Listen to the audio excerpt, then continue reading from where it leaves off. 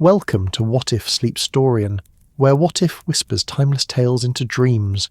Breathe deeply, let your mind soften, and drift into tonight's gentle story.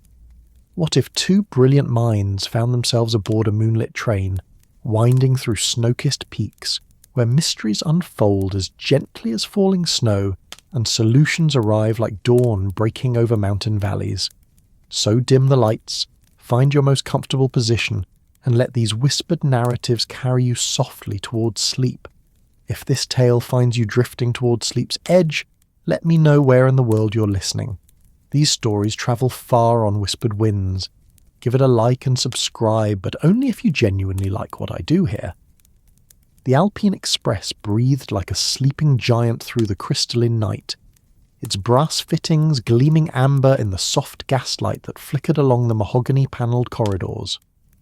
Steam rose in gentle plumes from the locomotive's stack, dissolving into the star-scattered darkness above the Swiss Alps, where peaks stood like silent sentinels draped in virgin snow. The rhythmic percussion of wheels against rails created a lullaby that seemed to harmonise with the whispered conversations of passengers settling into their compartments for the long journey through the mountains. Inside the train's opulent dining car, crystal glasses caught the warm glow of electric chandeliers, a marvel of modern engineering that cast dancing rainbows across white linen tablecloths. The scent of polished leather mingled with the aroma of fine tobacco and the lingering fragrance of evening tea service.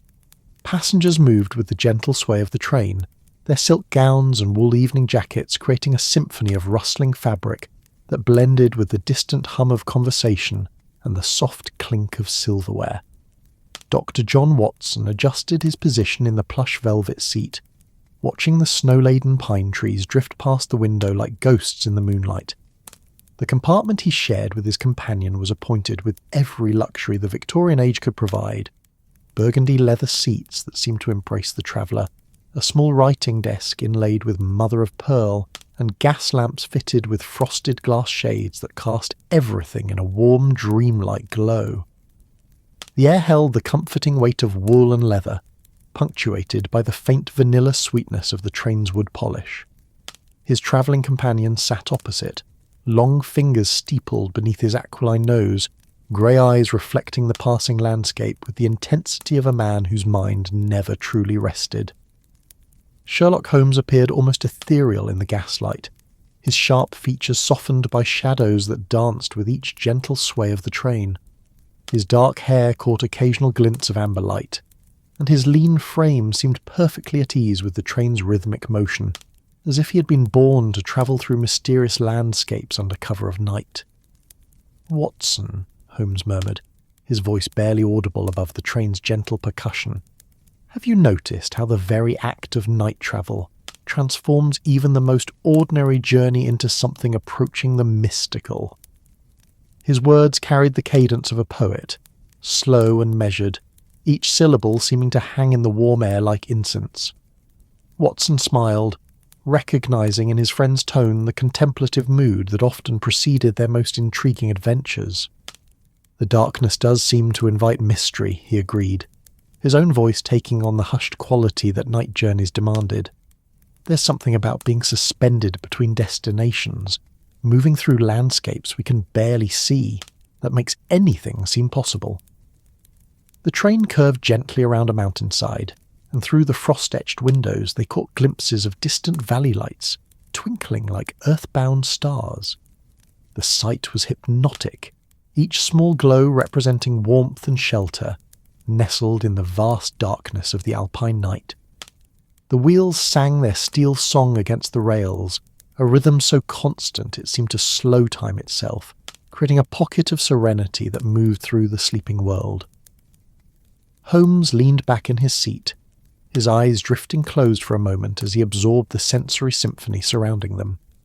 The train's motion created its own music, the gentle clicking of wheels, the soft hiss of steam, the whispered conversations from nearby compartments, all woven together into a tapestry of sound that seemed designed to lull the mind into peaceful contemplation.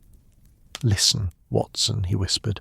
"The train itself is telling us stories, each sound a chapter in the tale of human movement through the landscape of dreams. The dining car beckoned with its warm glow, and as evening deepened into true night, the two men made their way through the train's corridors. The passageway swayed gently beneath their feet, its Persian carpet runners muffling their footsteps. Gas lamps flickered in their brass sconces, creating pools of golden light that seemed to pulse with the train's heartbeat. The walls were panelled in rich mahogany, polished to a mirror sheen that reflected their movement in wavering dreamlike images. Other passengers moved through the corridors like figures in a ballet, their evening dress rustling softly against the train's gentle motion. Ladies in silk gowns held delicately to their companions' arms, their jewels catching the gaslight in tiny explosions of colour. Gentlemen in formal evening wear moved with practised ease, their conversation a low murmur that blended with the train's mechanical lullaby. Everyone seemed touched by the magic of night travel, their usual daytime personas softened into something more dreamlike and mysterious. The dining car itself was a marvel of Victorian luxury, transformed by night into something approaching enchantment.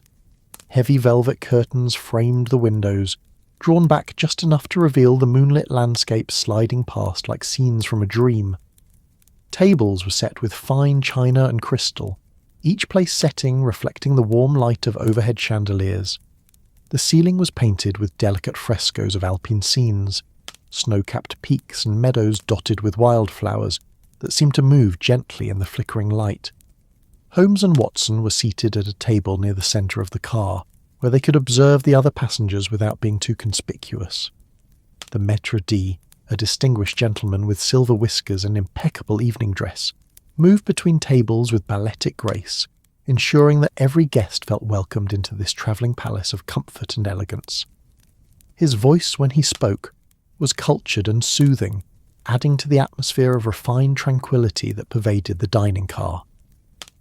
As the evening meal was served, delicate consommé that steamed gently in bone china bowls, followed by perfectly prepared salmon that flaked like snow beneath silver forks, Holmes found his attention drawn to the other passengers. His detective's instincts never fully slept, even in this atmosphere of peaceful luxury, but tonight his observations took on a different quality. Rather than searching for criminals or calculating suspicious behaviour, he found himself noting the small human dramas that played out in every social gathering. At a table near the window, an elderly couple shared a quiet conversation, their voices so low they seemed to be exchanging secrets meant only for each other. The woman's pearl necklace caught the light as she leaned forward, her weathered hand reaching across the table to touch her husband's fingers. Their love, refined by decades of shared experience, created an aura of contentment that seemed to spread to nearby tables like ripples in a quiet pond. A young woman travelling alone sat reading a leather-bound volume of poetry, her concentration so complete that she seemed unaware of the gentle chaos surrounding her. The gaslight caught the gold threads in her auburn hair, creating a halo effect that made her appear almost otherworldly. Occasionally she would pause in her reading to gaze out at the moonlit landscape, her expression dreamy and contemplative, as if the words on the page were transforming the very scenery through which they travelled. Watson noticed his friend's contemplative mood and settled back in his chair, allowing the evening's peaceful rhythm to wash over him. The wine, a gentle Riesling that tasted of Alpine meadows and distant sunshine, seemed to slow time even further, making each moment stretch like warm honey. The conversation around them created a soft backdrop of human connection, punctuated by the clink of silverware and the gentle laughter that accompanies good food shared in comfortable surroundings. "It's remarkable," Watson observed, his voice taking on the hushed quality that seemed appropriate to their surroundings. "How travel changes people. Look around us, Holmes. Everyone seems more themselves somehow, as if the act of moving through the world at night has stripped away the pretences we wear during the day." Holmes nodded slowly, his keen eyes taking in the scene with the appreciation of a connoisseur. "Night travel is perhaps the closest thing to time travel we possess," he mused. "We board in one reality and disembark in another, transformed by the journey itself. The darkness outside these windows might conceal any landscape, any era. We could be travelling through the England of our ancestors or the world of our descendants, and the experience would feel much the same. The train's whistle echoed through the mountain valleys, a sound both mournful and beautiful that seemed to come from some earlier age when the world moved at a more contemplative pace. The note hung in the air for a long moment before being absorbed by the vast silence of the Alpine night, leaving behind only the gentle percussion of wheels against rails and the soft murmur of conversation from fellow travellers. As the evening progressed and passengers began to retire to their compartments, Holmes and Watson lingered over brandy that tasted of oak and distant summers. The dining car gradually emptied, taking on an even more intimate atmosphere as the staff dimmed the lights and began their quiet clean-up rituals. The maître d' moved between tables like a ghost, extinguishing candles and folding napkins with movements so practiced they seemed choreographed.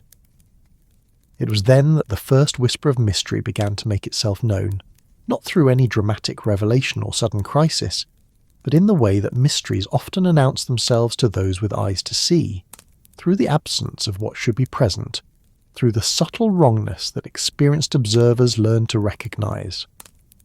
Holmes had been idly watching the few remaining passengers when he noticed that one table, set for 3, had remained unoccupied throughout the evening meal. The place settings were pristine, the wine glasses untouched, the bread basket still covered with its starched white cloth. In itself, this was not unusual. Travel plans change, passengers sometimes prefer to dine in their compartments. Any number of explanations could account for empty seats. But Holmes had observed the maître d' consulting his reservation book multiple times throughout the evening, each time glancing at that particular table with an expression of growing concern. The staff had prepared the table with special care, placing a small vase of white roses at its centre and positioning the chairs with mathematical precision. This was clearly expected to be occupied by passengers of some importance, yet the evening had progressed from cocktails through dessert without any sign of the missing diners. "Watson," Holmes murmured, his voice barely audible above the train's gentle rhythm, "have you noticed anything absent about our evening?" Watson followed his friend's gaze to the empty table, his medical training having sharpened his powers of observation over the years they had worked together. "The table near the far window," he said quietly, "set for 3 but never occupied. The staff seemed concerned about it." Holmes nodded almost imperceptibly, his grey eyes taking on the focused intensity that Watson had learned to recognise as the beginning of intellectual pursuit. Concerned, yes, but not surprised. See how the maître d' keeps checking his pocket watch. This is not the concern of a restaurateur wondering if guests will arrive late for dinner. This is the anxiety of a man who fears his guests may not arrive at all. The brandy seemed to warm Watson's chest as he considered the implications. Even here, in this haven of Victorian luxury moving through the peaceful Alpine night, mystery had found them. But unlike their usual adventures in fog-shrouded London, this mystery felt different, gentler somehow, as if the very atmosphere of night travel had softened even the sharp edges of unexplained disappearance. As they rose to return to their compartment, Holmes paused to speak quietly with the maître d', his conversation too low for Watson to overhear, but clearly concerning the empty table. The older man's responses were accompanied by nervous gestures and frequent glances toward the compartment cars, his usual professional composure clearly strained by whatever circumstances had led to his guest's absence. The walk back to their compartment carried them through corridors that had grown quieter as the night deepened. Most passengers had retired, leaving only the soft glow of gas lamps and the gentle swaying motion that seemed to rock the entire train like a cradle. The carpet runners muffled their footsteps, and the mahogany panels reflected their movement in wavering images that seemed to dance with the train's rhythm. Their compartment welcomed them back with its atmosphere of Victorian comfort. The burgundy leather seats that seemed to embrace tired travellers, the small writing desk where correspondence could be maintained even while crossing continents, the ingenious fold-down berths that would transform their sitting room into a bedroom when sleep finally claimed them. The gas lamps could be dimmed to create the perfect atmosphere for contemplation, and the window offered an ever-changing view of moonlit peaks and snow-laden forests. Holmes settled into his preferred corner, where he could observe both the corridor through their compartment door's frosted glass panel and the landscape through the window. His long fingers drummed silently against the leather armrest, a habit Watson recognised as indicating intense mental activity. The detective's mind was clearly working on the puzzle of the missing dinner guests, turning over possibilities with the methodical precision that had made him famous throughout London. The Maître D confirmed what we suspected, Holmes said eventually, his voice taking on the dreamy quality that seemed appropriate to their nighttime journey. 3 passengers reserved the table, a family, travelling together from Zurich to Milan. They checked aboard the train at the station. Their luggage was placed in their compartments, but they never appeared for the evening meal. Their compartments are locked from the inside, and they do not respond to knocking. Watson felt a familiar thrill of intellectual excitement, but it was tempered by the peaceful atmosphere of their surroundings. Here, even mystery seemed to move at a more contemplative pace, as if the night itself demanded that all human drama unfold with the gentle rhythm of the rails. Perhaps they're simply exhausted from travel and sleeping deeply, he suggested. The mountain air can be quite soporific, and the train's motion is certainly conducive to rest. Holmes nodded thoughtfully, his gaze fixed on the moonlit landscape flowing past their window. A reasonable explanation, and quite possibly the correct one. But there are details that give me pause.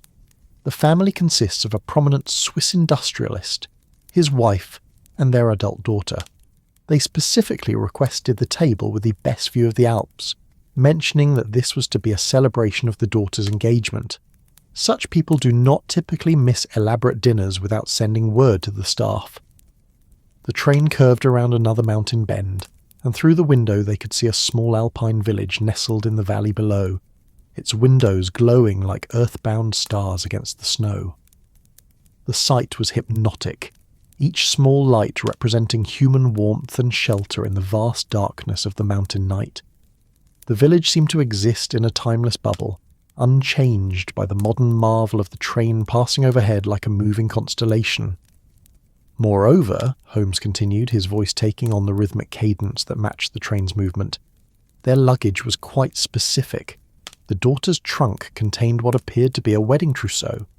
Fine linens, lace, jewellery boxes, the kind of items one takes extraordinary care to protect. Yet the trunks were left unsecured in their compartments, as if their owners had simply vanished. Watson found himself drawn into the mystery despite the soporific effects of brandy and the train's gentle motion. "You spoke with the porters, I assume?" "Naturally. They remember the family boarding at Zurich. Impossible to forget, according to the porter I spoke with." The daughter was radiant with happiness, chattering excitedly about the views they would see during the journey. The father was in excellent spirits, tipping generously and asking about the dining car's wine selection. The mother seemed quieter but content, carrying a small jewellery case that she kept close to her person at all times. The gaslight flickered gently in its frosted shade, casting dancing shadows across the compartment's mahogany panels. Outside, the moon had climbed higher in the star-scattered sky, turning the snow-covered peaks into a landscape of silver and midnight blue. The train's whistle echoed again across the valleys, its mournful note seeming to carry questions as well as announcements of their passage. Holmes rose and moved to the window, his tall frame silhouetted against the moonlit landscape. "What strikes me most," he said softly, "is not what might have happened to them, but when. The porters last saw them shortly after departure from Zurich, around 7 o'clock. They were discussing their dinner plans, looking forward to the evening ahead. Yet by 8 o'clock, when the dining car opened, they had vanished." "An hour," Watson mused, his medical mind automatically calculating possibilities.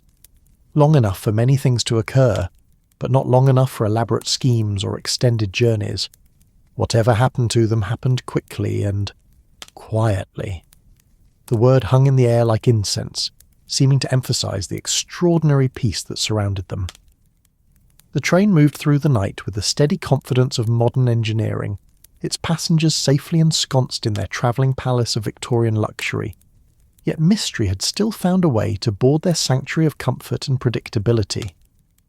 Holmes returned to his seat, his grey eyes reflecting the gaslight with an intensity that suggested his mind was working through possibilities with characteristic precision. "There is another detail," he said, his voice so quiet it barely rose above the train's gentle percussion. The daughter's jewellery case, the one her mother carried so carefully, was found in their compartment, open and apparently undisturbed. Yet according to the hotel staff in Zurich, it contained her grandmother's engagement ring, which she planned to wear at her own engagement dinner tomorrow night in Milan. Watson felt a chill that had nothing to do with the Alpine air outside their heated compartment. A woman planning to wear her grandmother's ring at an engagement dinner would hardly leave it unguarded in an unlocked jewellery case. Precisely. Either she's still nearby and expects to return shortly, or... Holmes let the sentence trail off, allowing the implications to settle like snow on the landscape of their thoughts. The train continued its steady progress through the mountains, carrying them deeper into the Alpine night where peaks stood like monuments to eternity, and valleys held pools of darkness that seemed to swallow sound itself. The rhythm of wheels against rails created a hypnotic backdrop to their conversation, a mechanical lullaby that seemed to slow time and make their mystery feel like something from a dream rather than urgent reality. "What do you propose we do?" Watson asked, though he suspected he already knew the answer. In all their years of friendship and professional partnership, he had never known Holmes to encounter a puzzle and simply let it remain unsolved. Holmes smiled, the expression barely visible in the gaslight, but carrying warmth that seemed to fill the compartment. "We investigate, of course, but gently. This is not London, Watson, with its urgent crimes and pressing deadlines. We are travelling through a landscape of dreams, and our mystery should be approached with the same contemplative pace. We have all night and the better part of tomorrow before we reach Milan, time enough to unravel whatever has occurred without disturbing the peace of our fellow passengers." The plan, when Holmes outlined it, was characteristically thorough, yet somehow adapted to their unusual circumstances. Rather than the urgent interviews and rapid deductions that mark their London cases, this investigation would unfold like a slow waltz, each movement measured and graceful. They would speak with the train staff during their normal duties, observe their fellow passengers during natural social interactions, and examine the missing family's compartments when opportunity arose naturally. "The beauty of train travel," Holmes explained as he prepared for bed, "is that it creates a closed society, a floating world where every interaction is both casual and significant. People reveal themselves differently when they believe they are simply passing time on a journey. We shall be fellow passengers first, detectives second, and let the mystery reveal itself to us as gently as dawn reveals the landscape." Watson found the approach appealingly civilized as he settled into his berth, the train's motion rocking him like a giant cradle. Through the window beside his bed, he could see the moonlit Alps rolling past like frozen waves, their peaks catching starlight and holding it like captured dreams. The compartment's warmth enveloped him like a cocoon, protecting him from the vast cold of the mountain night, while allowing him to appreciate its austere beauty. As sleep began to claim him, Watson could hear Holmes moving quietly about their compartment, his mind clearly still active despite the late hour. The detective's silhouette appeared and disappeared at the window, as he observed the passing landscape, looking for clues in the very geography through which they travelled. The gaslight had been dimmed to its lowest setting, creating an atmosphere of twilight serenity that seemed perfectly suited to contemplation of mysteries that unfolded as gently as falling snow. The train's whistle echoed across the valleys one more time, its note seeming to blend with Watson's dreams as consciousness finally slipped away. In his last moments of wakefulness, he was aware of the extraordinary peace that surrounded them, the gentle motion of their travelling sanctuary, the soft sounds of fellow passengers settling into sleep, the vast silence of the Alpine night embracing their small moving world of human warmth and companionship. Holmes remained at the window longer, his keen mind working through the puzzle, while his eyes traced the moonlit contours of peaks and valleys. The missing family represented a disruption in the perfect order of their travelling world, a question mark inserted into what should have been a straightforward journey from one point to another. Yet even the mystery seemed touched by the magic of night travel, taking on a dreamlike quality that made urgent action seem unnecessary and heavy-handed.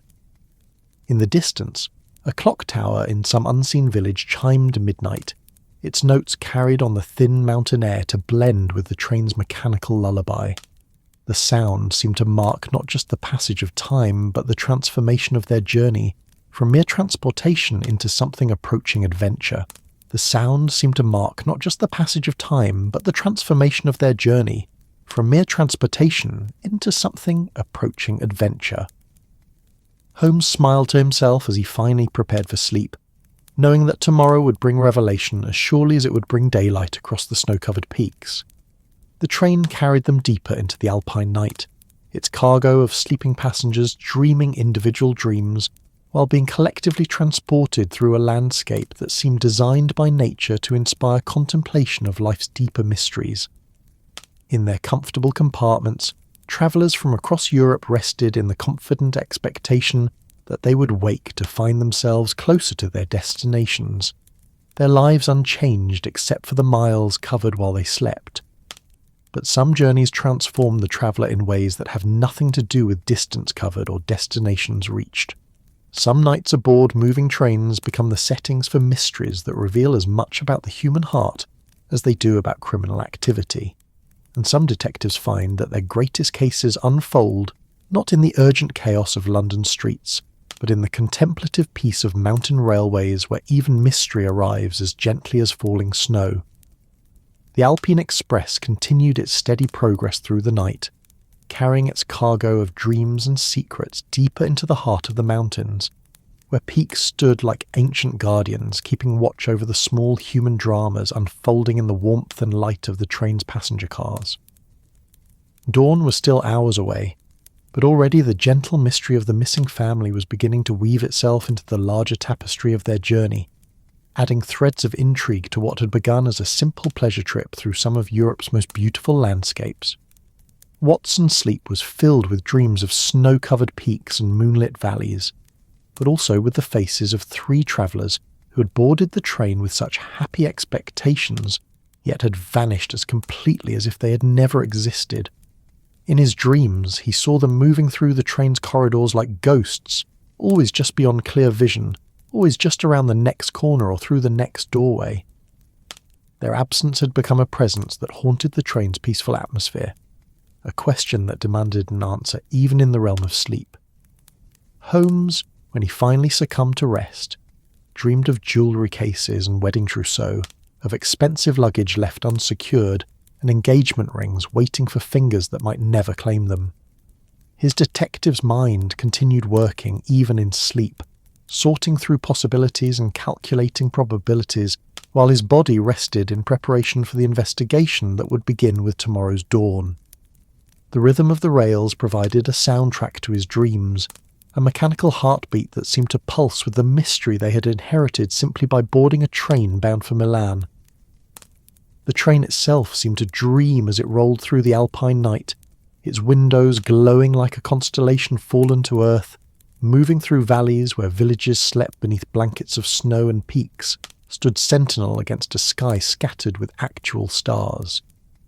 Inside its warm compartments, passengers from a dozen countries shared the common experience of night travel, their individual stories temporarily suspended while they moved collectively through landscapes that belonged to dreams rather than waking reality.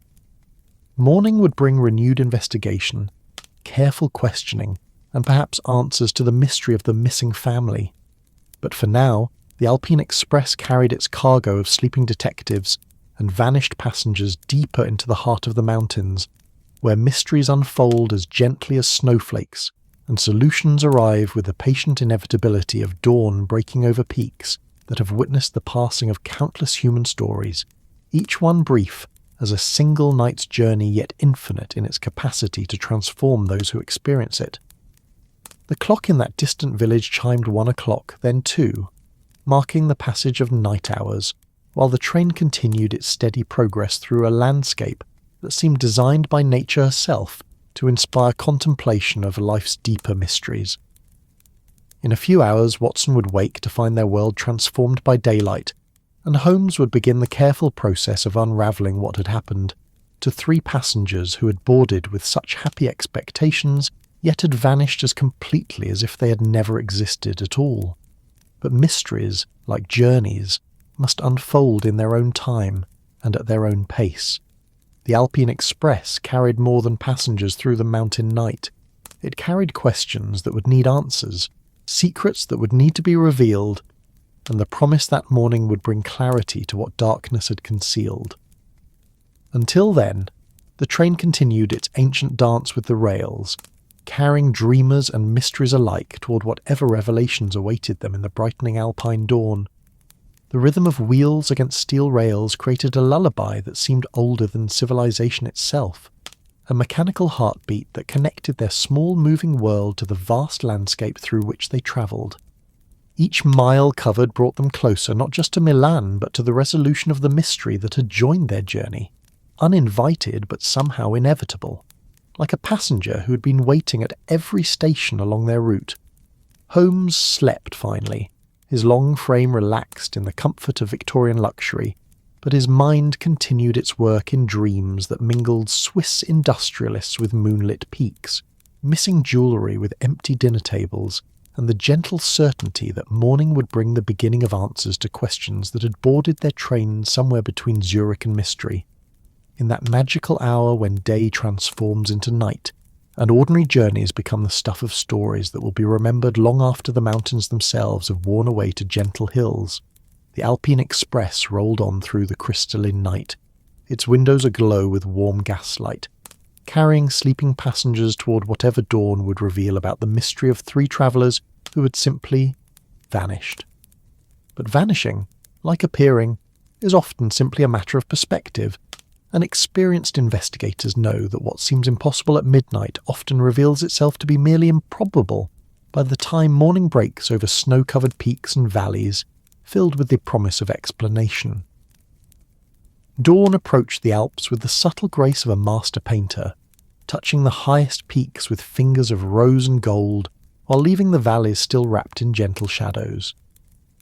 The Alpine Express continued its steady progress through this transformed landscape, its passengers beginning to stir in their comfortable compartments, as the train's motion and the gradually brightening sky conspired to draw them gently from sleep.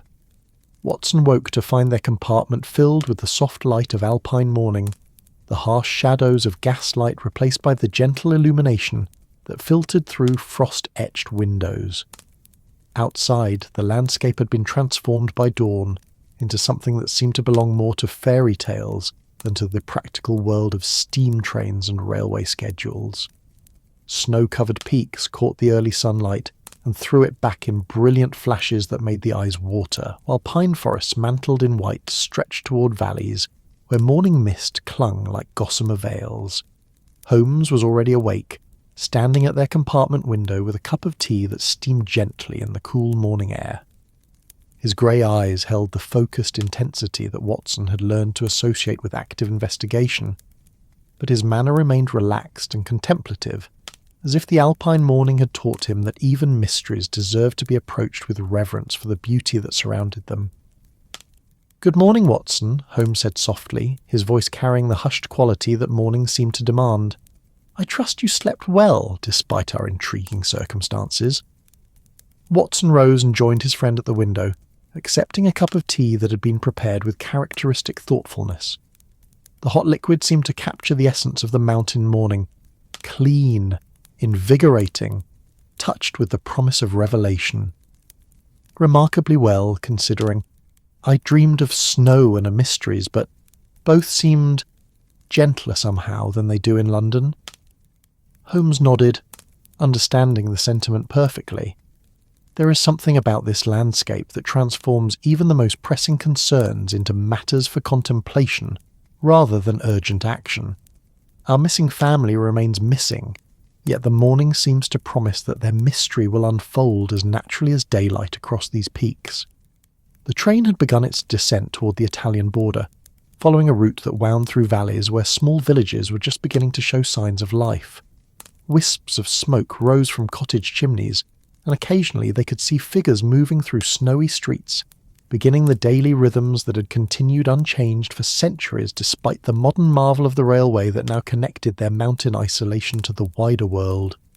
Over breakfast in the dining car, fresh cream, warm croissants that flaked like snow, coffee that seemed to capture the essence of Alpine mornings, Holmes and Watson began their investigation in earnest. But their approach remained adapted to their unique circumstances, unfolding with the deliberate pace of the train itself rather than the urgent intensity of their London cases. The maître d', looking considerably more rested than he had appeared the previous evening, confirmed that the missing family's compartments remained securely locked from the inside. Most puzzling, he said, his accent carrying the musical cadences of the Swiss mountains. I have worked on this route for 15 years, and never have I encountered anything quite like this. Passengers simply do not disappear. Holmes listened with the attention of a connoisseur, asking gentle questions that elicited information without seeming to pry. The family seemed in good spirits when they boarded. Exceptional spirits, the maître d' replied, his weathered hands gesturing expressively. The daughter, Miss Elizabeth Zimmermann, was radiant. She spoke of her engagement party in Milan, of the dress she would wear, of how her grandmother's ring would complement her gown. Her parents shared her happiness, speaking of old friends they would see in Milan, of the business connections the engagement would strengthen. Watson found himself drawn into the mystery despite the peaceful atmosphere of their breakfast conversation, and there was nothing unusual about their luggage, nothing that seemed out of place. The maître d' considered this carefully, his expression thoughtful. Only that they seemed to have packed for a longer journey than Zurich to Milan would require. The daughter had 3 large trunks, which seemed excessive for a single night aboard the train. But then young ladies often pack extensively for important social occasions. As the morning progressed, Holmes and Watson moved through the train with the casual air of passengers enjoying their journey, but their trained eyes missed nothing. The other travellers seemed relaxed and content, enjoying the spectacular alpine scenery and the comfort of their luxurious accommodations. No one reported seeing anything unusual during the night. No sounds of disturbance or signs of distress from the compartments that should have housed the missing family. Yet the mystery deepened rather than resolved as they gathered more information. The conductor confirmed that the train had made no unscheduled stops during the night. Impossible, given the challenging mountain terrain and the carefully coordinated railway schedule. The porters swore that no one had left the train at any of their brief station stops, and the windows of the missing family's compartments were securely latched from the inside, making exit through them impossible, given the train's speed and the mountainous terrain. It's as if they simply evaporated, Watson observed as they stood in the corridor outside the locked compartments. The doors were solid mahogany with frosted glass panels that revealed nothing of the interiors, and despite repeated knocking, no sound came from within. Holmes examined the corridor carefully, his keen eyes noting details that others might miss. The Persian carpet showed no signs of struggle, no scuffs or tears that might indicate violence. The gas lamps in their brass sconces burned with steady flames, undisturbed by any commotion. Even the air seemed untouched by drama, carrying only the familiar sense of polished wood, fine tobacco, and the lingering aroma of morning coffee from the dining car. "Watson," Holmes said quietly, his voice carrying a note of excitement that was carefully modulated to match their surroundings. "Have you noticed anything about the pattern of their compartments?" Watson looked more carefully at the corridor, trying to see what his friend had observed. The missing family had reserved 3 adjoining compartments, numbers 7, 8 and 9, with the parents in the centre compartment and their daughter in number 7. The arrangement was common for families travelling together, providing privacy while maintaining proximity. They're connected, Watson realised suddenly.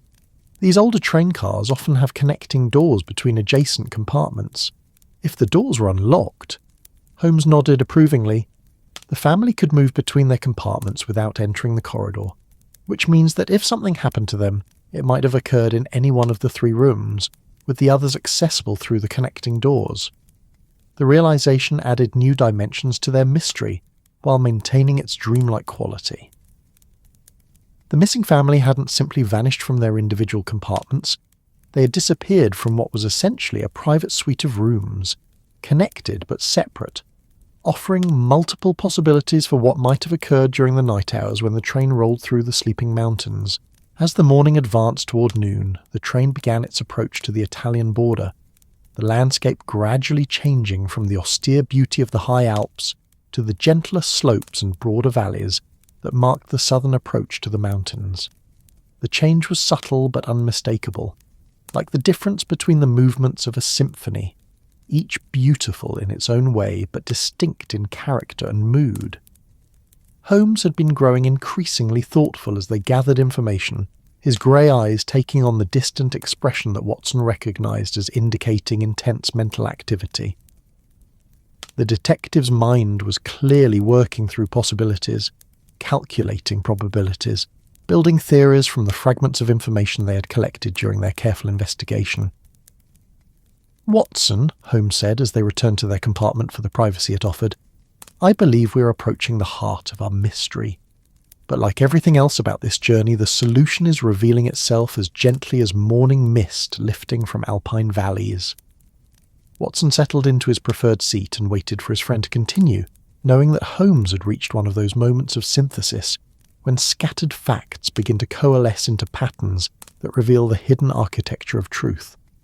"Consider the facts as we have gathered them," Holmes began, his voice taking on the rhythmic cadence of the rails beneath them. "A family boards the train in excellent spirits, looking forward to a celebration in Milan. They retire to their connected compartments after dinner plans are made, yet they never appear in the dining car. Their compartments remain locked from the inside, their luggage undisturbed, yet they themselves have vanished as completely as morning mist." The train rounded another gentle curve, and through their window they could see a small alpine lake nestled between snow-covered slopes, its surface reflecting the sky like a mirror made of dreams. The sight was hypnotic, and Watson found himself thinking that even their mystery seemed to partake of the landscape's ethereal beauty, unfolding with the same natural grace as clouds forming around distant peaks. "But consider also," Holmes continued, "what we have not found. No signs of struggle, no evidence of violence, no indication that they left their compartments against their will. Their personal effects remain exactly as one would expect if the owners had simply stepped out momentarily and intended to return." Watson nodded slowly, beginning to sense the direction of his friend's thoughts. "You're suggesting they left voluntarily? But where could they have gone? The train made no stops long enough for passengers to disembark, and the terrain." Holmes raised a slender hand, his grey eyes reflecting the alpine sunlight with an intensity that suggested revelation was near. "Ah, but Watson, we have been thinking like detectives accustomed to solid ground beneath our feet. We have been considering this mystery as if it occurred in Baker Street rather than aboard a train travelling through some of Europe's most challenging terrain." The detective rose and moved to their compartment's small writing desk, where he began sketching something on a piece of the train's elegant letterhead.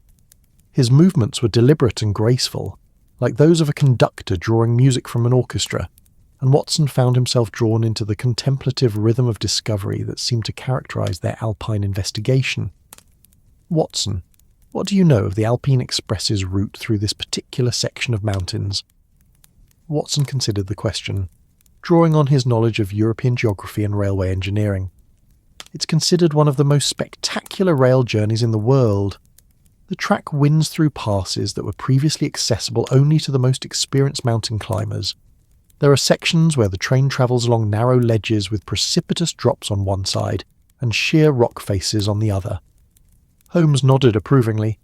"Precisely, and what engineering marvels make such a route possible?"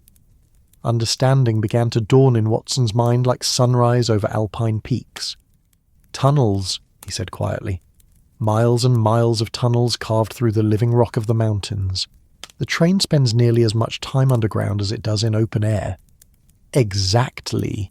Holmes's voice carried a note of satisfaction that seemed to harmonize with the train's mechanical rhythm. "And last night, during the crucial hour when our family disappeared, we passed through the longest tunnel on the entire route, the Gotthard Tunnel. nearly 10 miles of darkness carved through the heart of the Alps.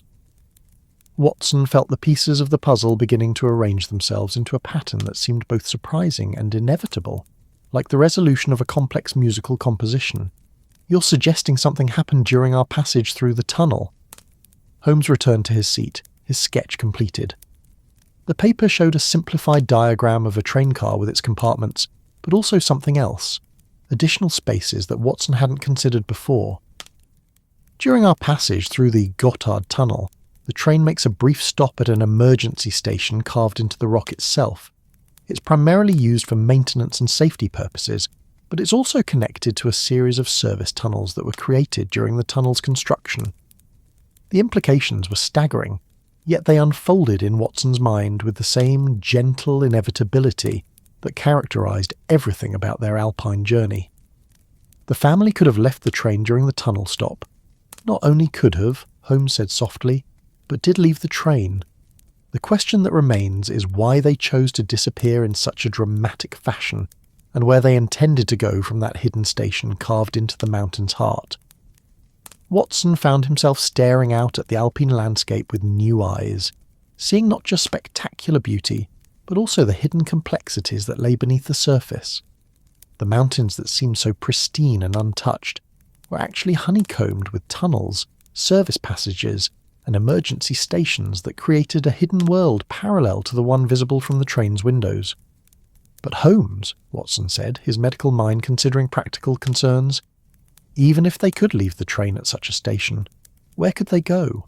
The service tunnels surely don't lead to the outside world, and the mountains around the Gotthard Pass are among the most forbidding in all of Europe." Holmes smiled, the expression carrying warmth that seemed to fill their compartment like gaslight. "Ah, Watson, but we've been thinking like tourists rather than like people with serious reasons for disappearing. Consider the daughter's exceptional luggage, the jewellery case left deliberately open, the parents' nervous excitement that the staff interpreted as happiness about the engagement celebration." Watson felt his understanding shift again, like the view from a train window changing as the track curved around a mountain face. They weren't travelling to Milan for a celebration.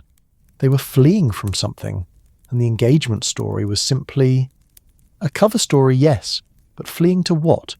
That, my dear Watson, is where our mystery becomes truly interesting. Holmes consulted a railway guide that he had somehow acquired during their investigation. The Gotthard Pass is not just a route through the mountains, it's also the location of one of Switzerland's most secure private banking facilities, built into the mountain itself during the tunnel's construction. A place where people can store not just valuables, but themselves, if circumstances require it. The revelation struck Watson with the force of avalanche, yet it settled into his understanding as gently as snow accumulating on a pine bough. The missing family hadn't vanished at all. They had simply transferred from one form of protection to another, from the temporary safety of assumed identities aboard the Alpine Express to the permanent security of a facility designed to shield its clients from whatever dangers they might face in the world above. The Swiss industrialist was not celebrating his daughter's engagement, Watson said slowly, working through the implications. He was arranging for his family's safety in the face of some threat that made normal life impossible. Holmes nodded, his grey eyes reflecting the satisfaction of a puzzle solved through patient observation rather than dramatic revelation. And the engagement ring left in the open jewellery case was not forgotten in the excitement of travel. It was a message, a signal to someone who would search their compartments that the family had reached safety and no longer needed the symbols of their previous life. The train began its descent toward the Italian border, the landscape opening up into broader valleys where villages dotted the mountainsides like scattered gems. The change in altitude was subtle but unmistakable, marked by the slight adjustment in their ears and the gradually warming air that entered through ventilation systems designed to keep passengers comfortable regardless of external conditions. Watson found himself marvelling at the elegant simplicity of the solution, as well as the way it had revealed itself through careful observation rather than dramatic confrontation. So our mystery was never really a mystery at all, but rather a carefully orchestrated disappearance, designed to look like a puzzle while actually being a perfectly executed plan. Precisely, Holmes agreed. And our role as detectives was not to solve a crime, but to recognise a masterpiece of planning and execution. The family aboard this train was never in danger. They were people arranging their own rescue from dangers we can only imagine. As the morning advanced toward afternoon, Holmes and Watson found themselves in the unique position of having solved a mystery that wasn't quite a mystery, having discovered a disappearance that was actually an appearance in a different form. The missing family was safer than anyone aboard the train, protected by Swiss discretion and Alpine stone from whatever forces had made their normal life impossible. The train's whistle echoed across the valleys as they approached another small station, its note carrying both the melancholy of journeys ending and the promise of new destinations ahead.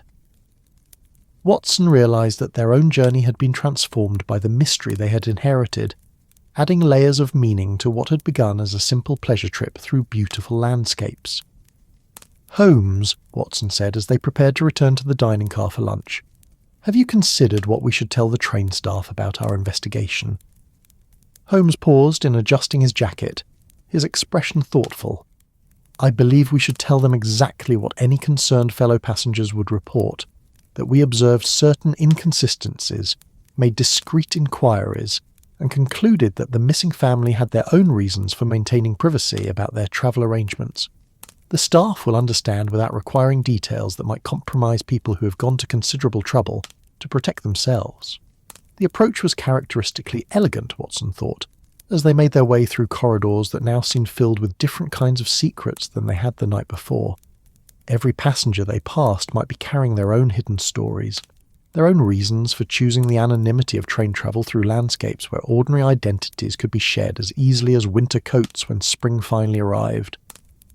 The dining car welcomed them with its atmosphere of Victorian luxury, now enhanced by the spectacular Alpine views that filled the windows as the train descended through passes that offered panoramic vistas of snow-covered peaks and valleys carved by millennia of patient geological forces. Other passengers moved through the space with the relaxed contentment of travellers who had spent a peaceful night aboard one of Europe's most comfortable trains, their conversations creating a gentle backdrop of human connection that seemed to harmonise with the mechanical rhythm of wheels against rails. Over lunch, delicate consommé that seemed to capture the essence of mountain springs, followed by trout prepared with herbs that might have grown in the very valleys through which they travelled, Holmes and Watson found themselves reflecting on the nature of mystery itself. Not all puzzles, they realised, required urgent solution, and not all disappearances indicated danger or criminal activity. "It occurs to me," Watson observed as he savoured wine that tasted of Alpine meadows and distant sunshine, "that we have been privileged to witness something rather beautiful. A family's successful transition from danger to safety, accomplished with such skill that it appeared to be a mystery rather than a rescue." Holmes raised his glass in a subtle toast. "To mysteries that solve themselves through patient observation, rather than dramatic intervention, and to fellow passengers who understand that sometimes the greatest service we can provide is respectful discretion." The maitre d' approached their table with the same graceful professionalism he had displayed throughout their journey, but Watson noticed that his earlier anxiety had been replaced by the satisfied demeanour of a man whose concerns had been resolved. "Gentlemen," he said quietly, "I wanted to thank you for your discreet inquiries regarding our missing passengers. We received word this morning that the family's travel arrangements were more complex than initially apparent, and that they are safely at their intended destination." Holmes inclined his head gracefully. "We are pleased to hear it. Train travel sometimes requires flexibility in itineraries, and the Alps can present unique challenges for even the most carefully planned journeys." The maitre d' smiled, understanding perfectly the diplomatic language that allowed all concerned parties to maintain both dignity and privacy.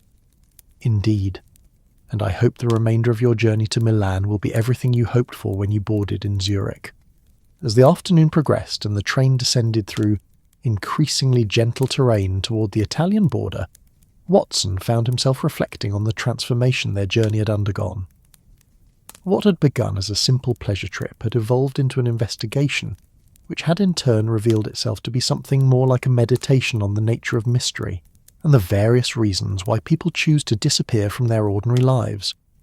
The Alps continued to provide spectacular scenery, but now the peaks seemed less like barriers and more like protectors, sheltering hidden valleys where people could start new lives if circumstances required it.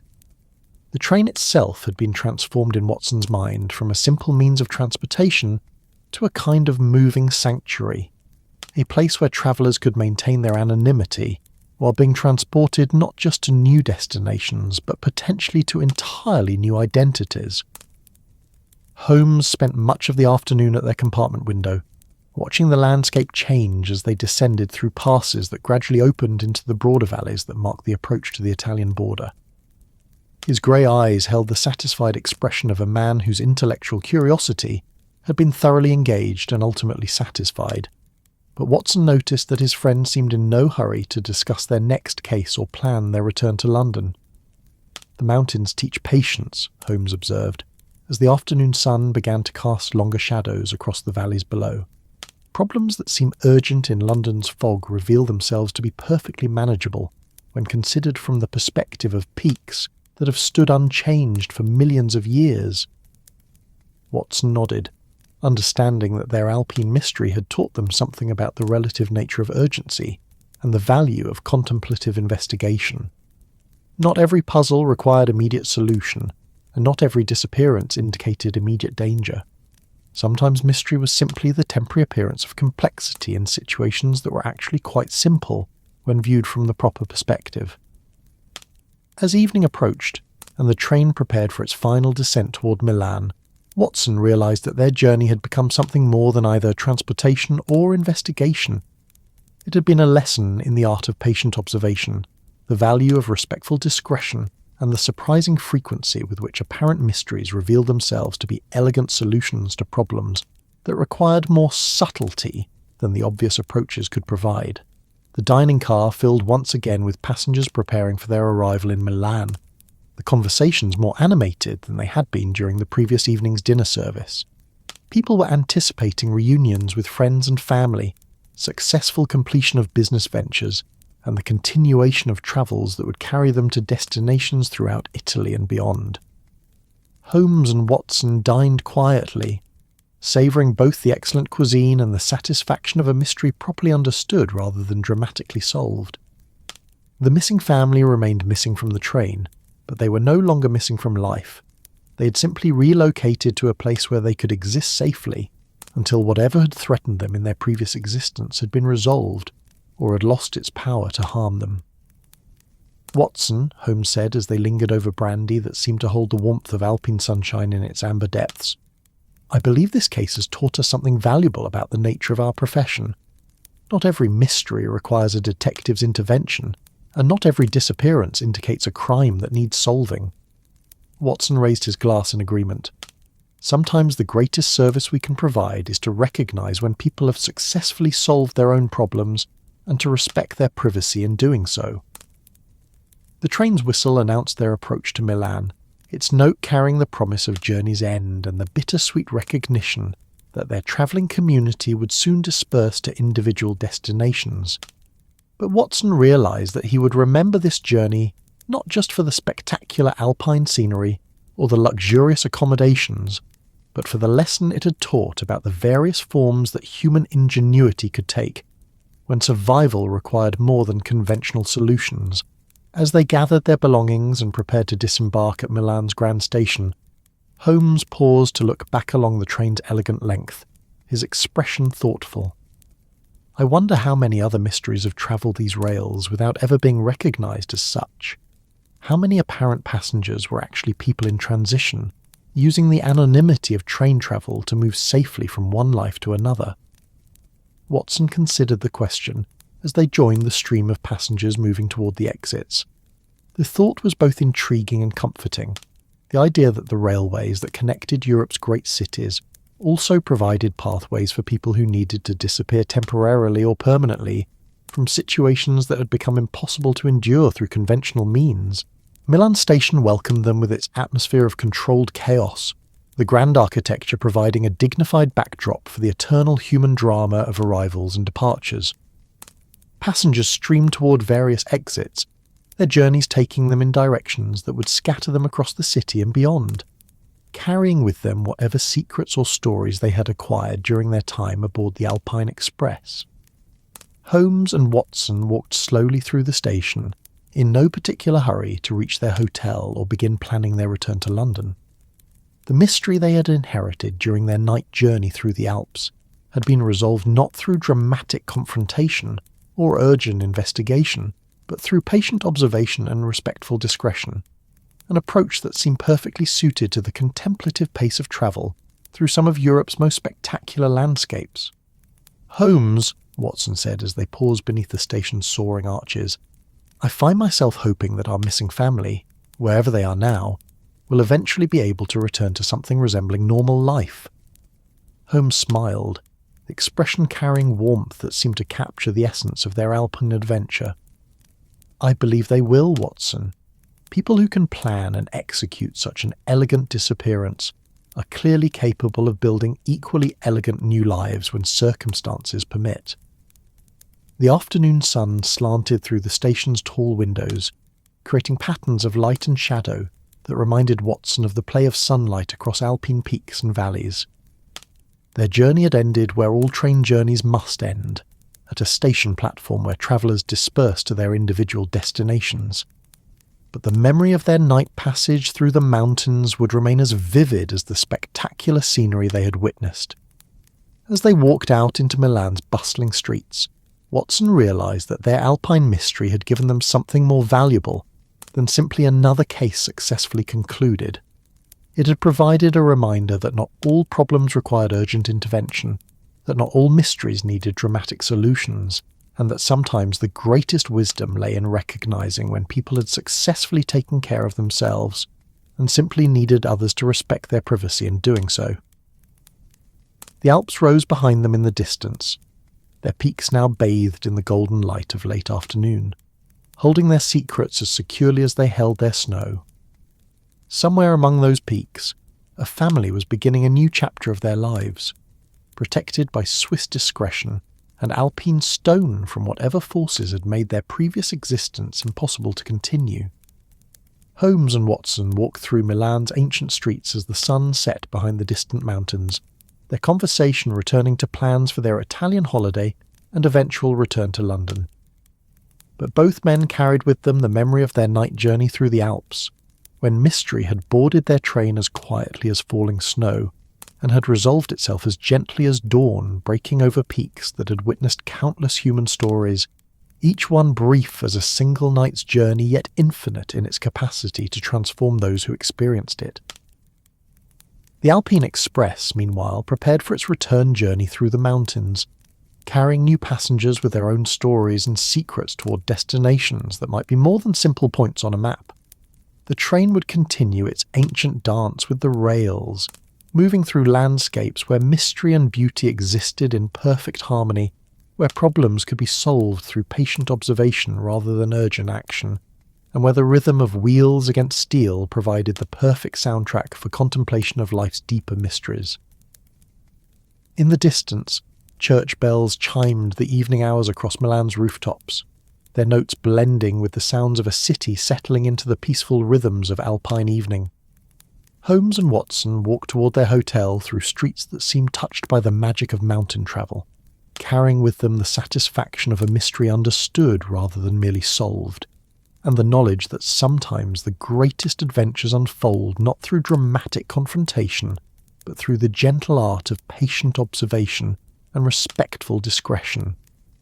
The Alps stood eternal against the darkening sky, holding their secrets as securely as they held their snow, promising future travellers that mysteries would continue to board their trains as quietly as falling snow and resolve themselves as gently as dawn breaking over peaks that had witnessed the passing of countless human stories, each one brief as a single night's journey, yet infinite in its capacity to transform those who experienced it, with eyes wise enough to see and hearts patient enough to understand. and so their Alpine adventure concluded not with dramatic revelation but with the peaceful satisfaction of recognition, the understanding that they had been privileged to witness something beautiful and rare, a family's successful transition from danger to safety, accomplished with such skill and discretion that it had appeared to be a mystery rather than the elegant solution it actually was. The memory would remain with them always, as enduring as the peaks themselves, a reminder that the greatest mysteries often resolve themselves through patient observation and the wisdom to recognise when intervention is unnecessary, and discretion is the highest form of service one human being can provide to another.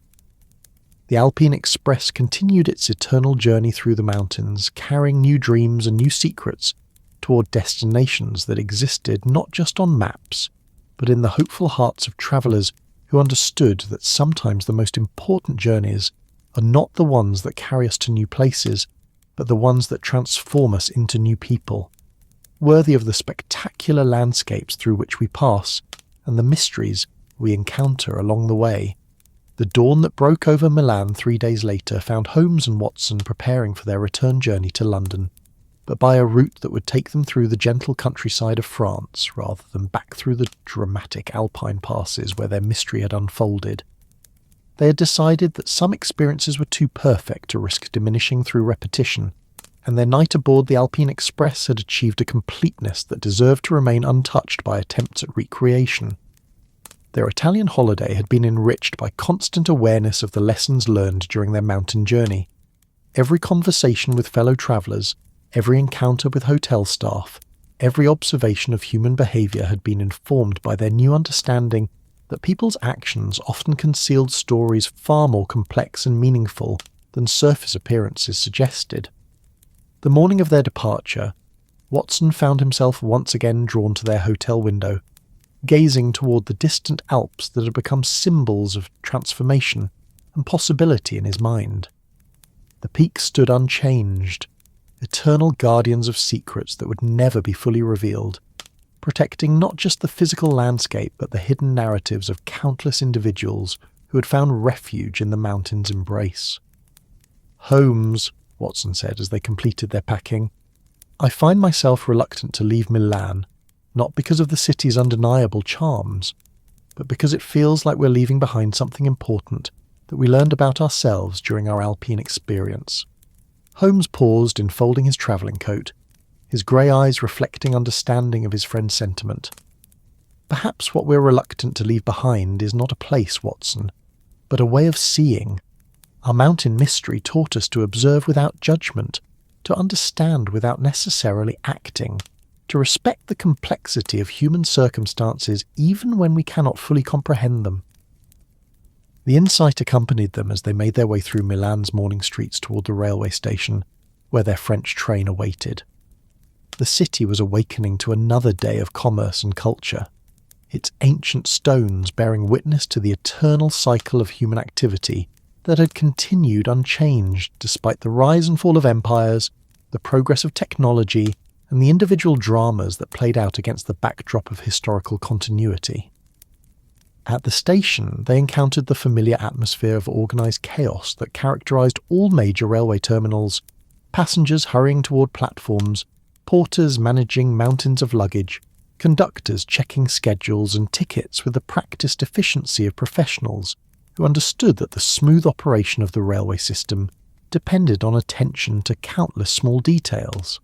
But now Holmes and Watson observed this scene with eyes educated by their Alpine experience. Every passenger might be carrying secrets. Every journey might involve more than simple transportation from one city to another. Every apparently routine interaction might conceal stories of transformation and reinvention that would remain forever invisible to those who lacked the patience to observe and the wisdom to understand. Their train to Paris was comfortable but less luxurious than the Alpine Express had been, its appointments reflecting the practical needs of travellers more concerned with efficiency than with creating an atmosphere of Victorian elegance. Yet the rhythm of wheels against rails was the same, creating that hypnotic soundtrack that seemed to slow time and encourage contemplation of life's deeper mysteries.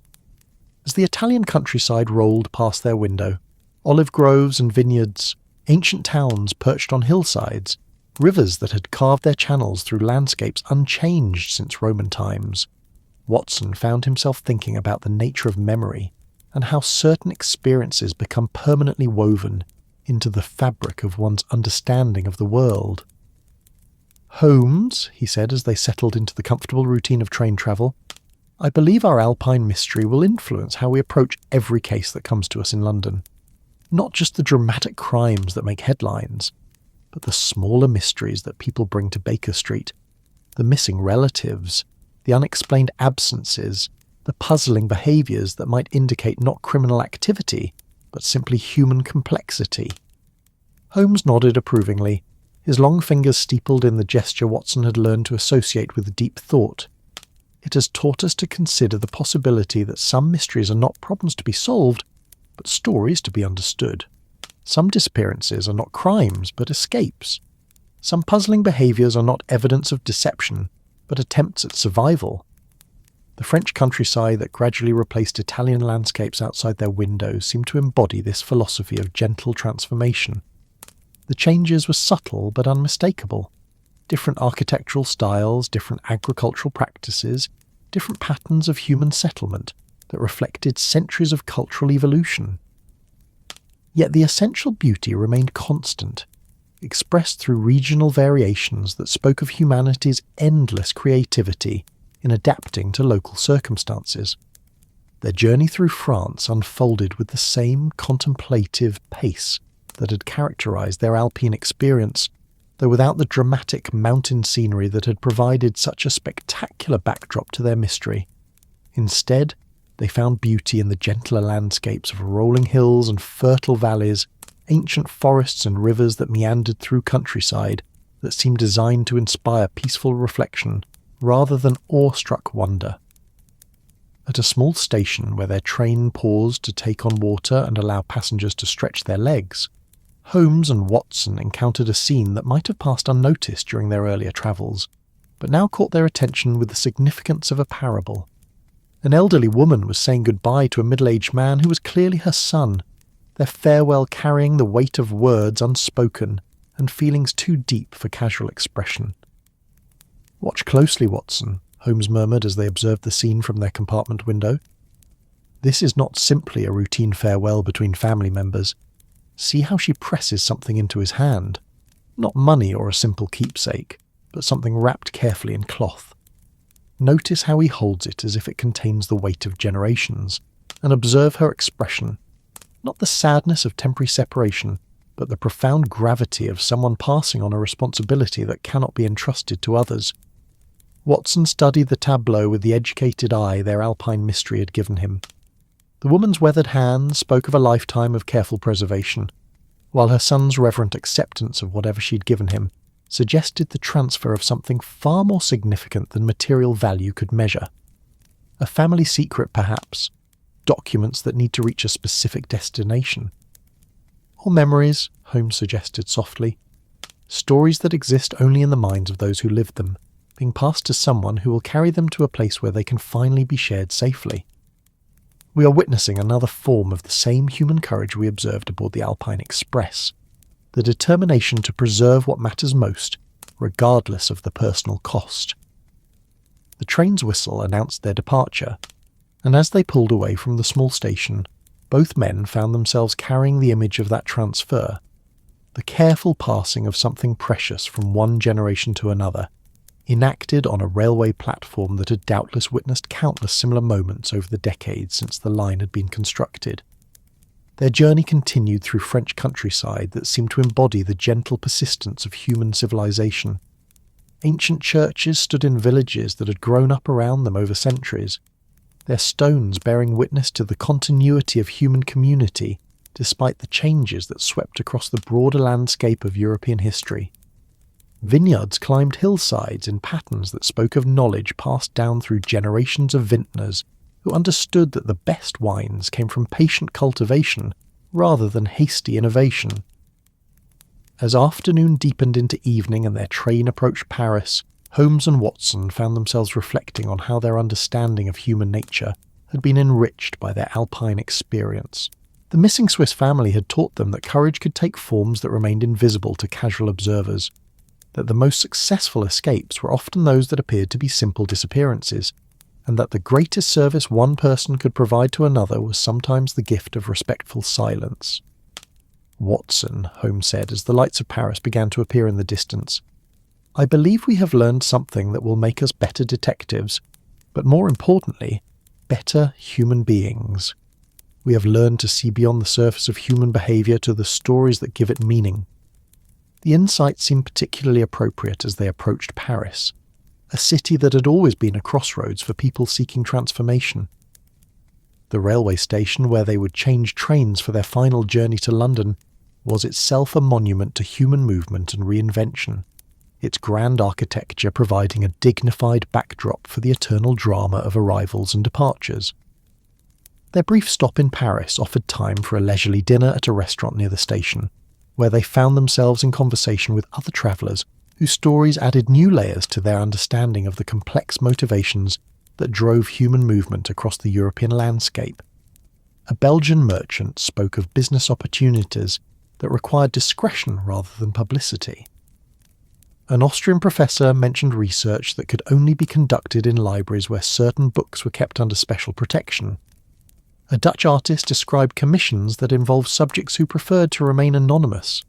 Each conversation reinforced the lesson their Alpine mystery had taught, that the world was filled with people whose lives required more complexity than surface appearances suggested, and that the railway system that connected Europe's great cities also provided pathways for those whose survival depended on their ability to move quietly from one identity to another. The night train to London departed Paris in a gentle rain that seemed to wash the city clean while preparing it for another day of serving as a refuge for those who needed sanctuary. As they settled into their compartment for the Channel crossing and the final leg of their journey home, Holmes and Watson found themselves reluctant to see their transformative travel experience come to an end. "It occurs to me," Watson observed as they watched the French countryside disappear into darkness outside their window, "that we are returning to London as different men than we were when we departed, not dramatically changed, but subtly educated in ways that will influence every case we encounter in the future." Holmes smiled, the expression barely visible in the compartment's dim lighting but carrying warmth that seemed to fill the small space. "Our Alpine mystery has taught us that the most important investigations are often those that teach us about ourselves rather than about crimes.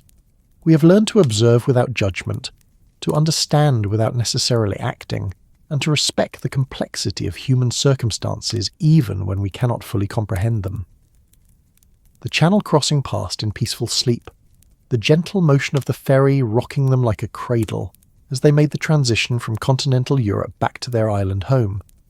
But even sleep was filled with dreams of mountain peaks and moonlit valleys, of trains winding through landscapes where mystery and beauty existed in perfect harmony, and of three travellers who had found the courage to disappear completely in order to continue living.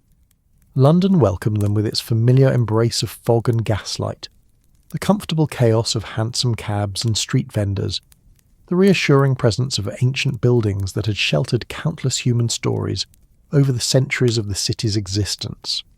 Baker Street appeared unchanged, their lodgings waiting exactly as they had left them, Mrs. Hudson ready with tea and the accumulated correspondence that always awaited their return from travels.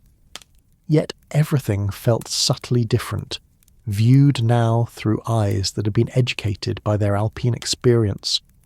The letters that awaited their attention included the usual mixture of requests for assistance with missing persons, unexplained behaviours, and mysterious circumstances that had brought clients to their door. But now Holmes and Watson approached each case with questions they had never thought to ask before. Was this disappearance a crime or an escape?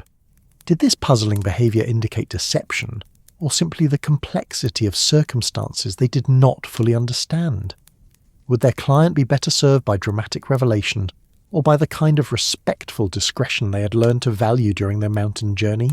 Their first case after returning from the Alps involved a young woman whose fiancé had vanished 3 days before their wedding, leaving behind only a brief note claiming urgent business in Scotland. The woman's family was convinced he had been the victim of foul play or had abandoned his bride for another woman.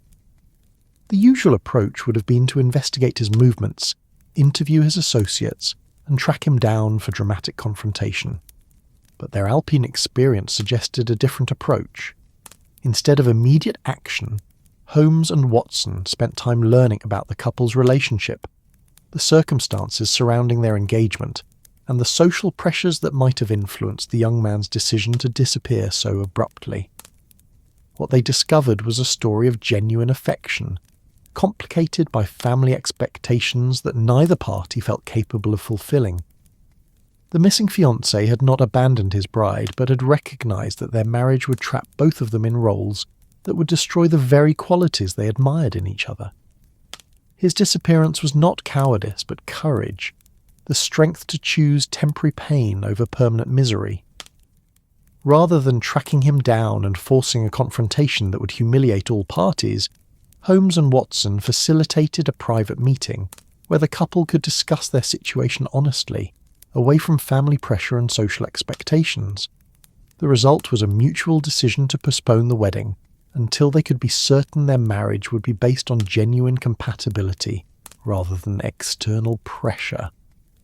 "Watson," Holmes observed as they reflected on the case's resolution, "our Alpine mystery taught us that sometimes the greatest service we can provide is to create space for people to solve their own problems rather than imposing solutions they have not chosen." The insight guided their approach to subsequent cases, leading them to develop what they privately called their Alpine method, an approach that emphasized patient observation, respectful inquiry, and the recognition that not every mystery required dramatic resolution. Some problems were best solved through gentle intervention that allowed all parties to maintain their dignity while finding their way to solutions they could live with. Their reputation in London began to evolve as word spread that the famous detective partnership had developed new methods that were particularly effective with delicate family matters and situations where traditional investigative approaches might cause more harm than good. Clients began seeking them out specifically because they had heard that Holmes and Watson could resolve mysteries without destroying the lives of those involved. But perhaps the most significant change in their practice was the way they had learned to recognise when no intervention was needed at all. Their Alpine experience had taught them that some mysteries were simply the visible traces of human stories too complex to be easily understood, and that the greatest wisdom sometimes lay in accepting that certain questions did not require answers. A case that illustrated this principle involved an elderly gentleman who had been observed making regular visits to a cemetery, where he would spend hours in conversation with a particular gravestone. His family was concerned about his mental state, and wanted Holmes to investigate whether he was suffering from delusions that might require medical intervention. Before their Alpine journey, Holmes and Watson might have approached this as a straightforward case of elderly confusion requiring either treatment or reassurance. But their mountain mystery had taught them to look for the hidden stories that gave meaning to apparently puzzling behaviour. Instead of investigating the gentleman's mental state, they quietly researched the grave he visited and discovered it belonged to his brother, who had died 50 years earlier in circumstances that had never been fully explained. The old man's conversations were not the product of delusion, but the continuation of a dialogue that had been interrupted by death and was now being completed in the only way available to the survivor. Rather than recommending medical intervention, Holmes and Watson advised the family that their father was engaged in a process of resolution that was both necessary and healthy. The regular cemetery visits were not symptoms of illness, but evidence of a mind still capable of growth and healing, even in advanced age. These cases and others like them established a new dimension to their detective practice, one that honoured the complexity of human experience while providing the kind of assistance that truly served their clients' best interests.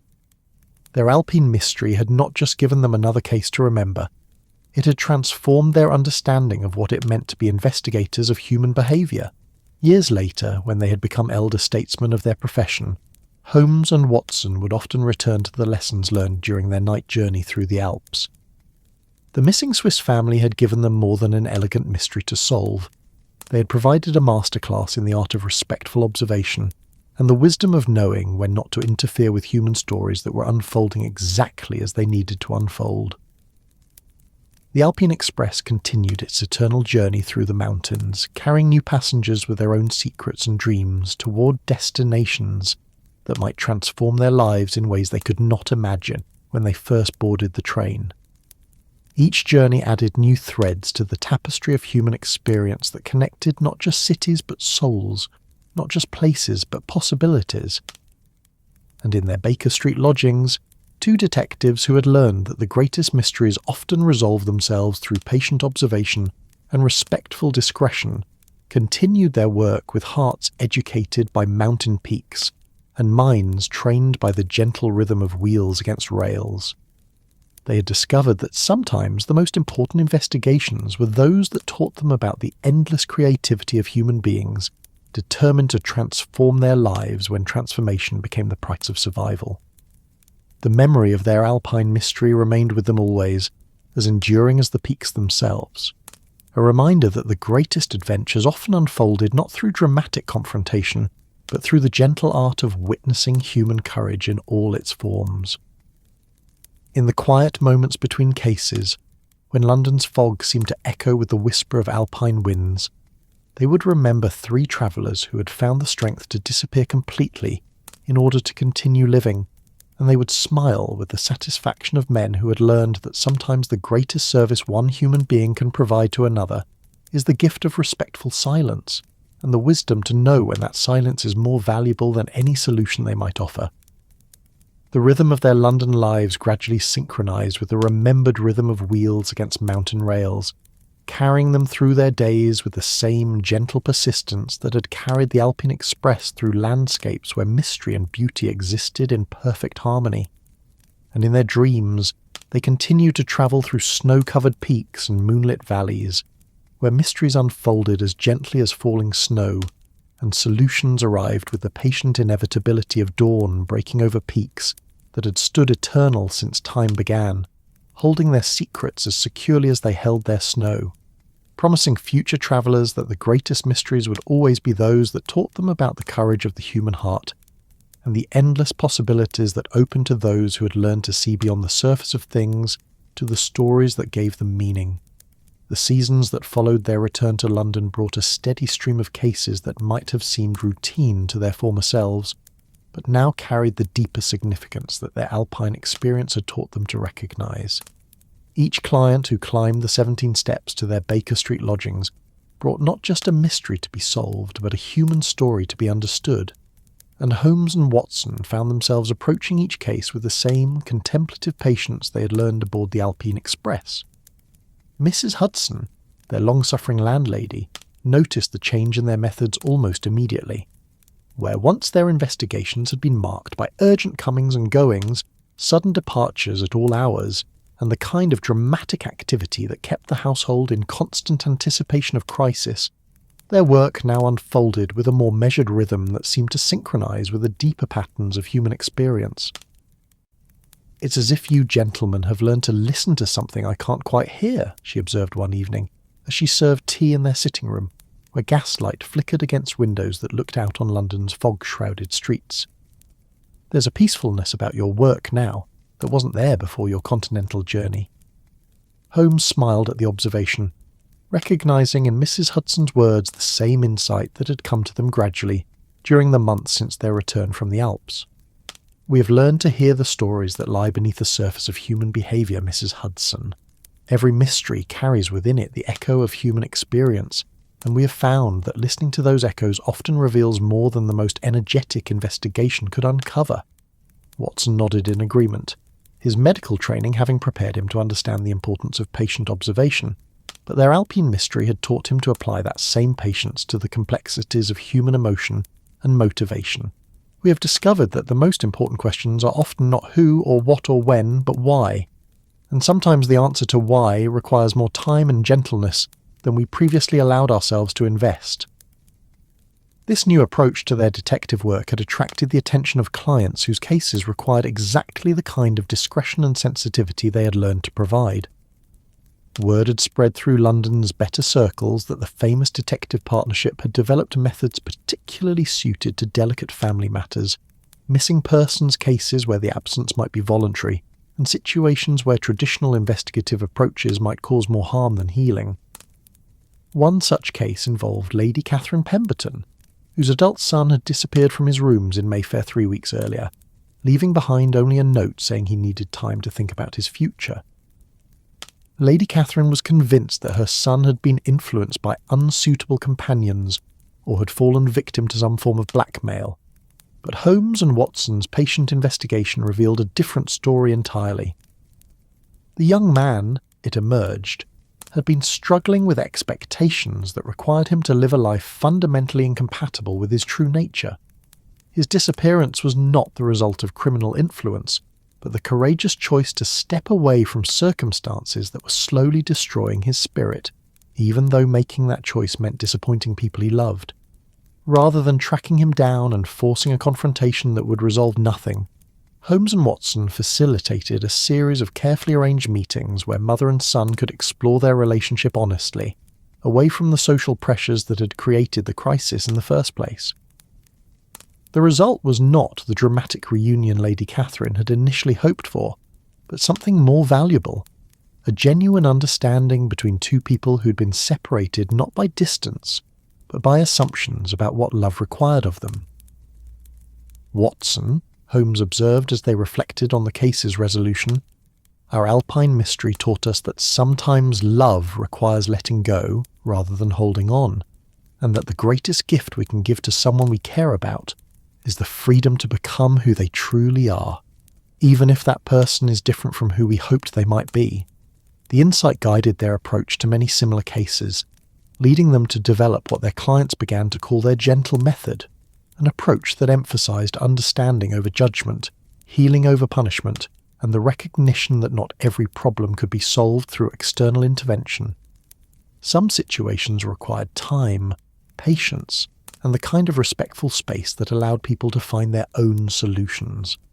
But perhaps their most challenging case during that period involved a mystery that seemed to echo their Alpine experience in ways that were both familiar and disturbing. A prominent banker named Reginald Ashworth had vanished from his locked study during a dinner party at his Belgravia mansion, leaving behind no trace of how he had departed or where he might have gone. The circumstances were remarkably similar to those they had encountered aboard the Alpine Express, a disappearance from a secured location with no apparent means of exit. Unlike their Alpine mystery, however, this case carried undertones of genuine menace. Ashworth had been receiving threatening letters for several weeks before his disappearance, and there were indications that his banking practices had made him enemies among London's criminal elements. The police were treating the case as a likely kidnapping or murder, but Holmes and Watson's investigation suggested a more complex situation.